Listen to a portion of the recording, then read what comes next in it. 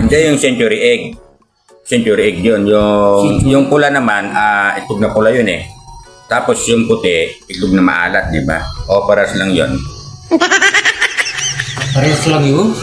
Yung ano? Pula at saka yung puti eh. Maalat din yun eh. Maalat yun, di ba? Pero hindi parehas yung kulay. Pero yung isa naman, century egg.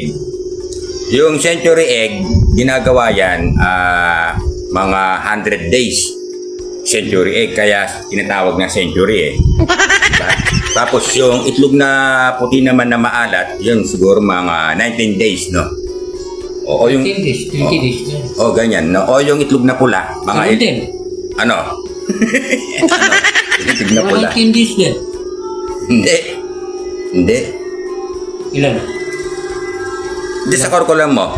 Ilan din? 19, 20. Ganun. Mahaba yung proseso na sa'yo. Yung itlog na pula, mahaba. Ako, kuwan lang, 3 seconds. Eh? 3 seconds. Bakit ka mo? Kasi buburuin mo yun eh. Buburuhin? Oo. Yung binuburo yung Pagka naburo na yun, kukulain akong pula. Oo nga. Ako ginagawa ko yung century egg, 100 days. Tapos yung itlog na pula, 20 days o 19. Oo. Hindi Diba? ba? Pati ganun din. Pero sa akin naman, yung itlog na pula ko kapag akong gumagawa, 3 seconds lang. Bilis mo naman. Siyempre, bakit ka mo? Bakit? Kakamutin ka ng kakamutin, magiging pula.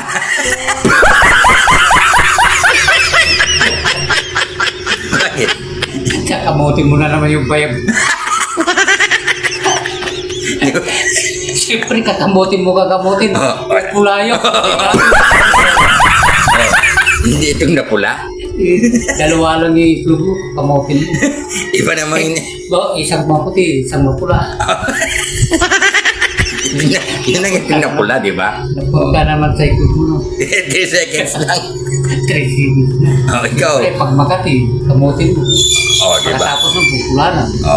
Yun ang proseso. 3 seconds lang.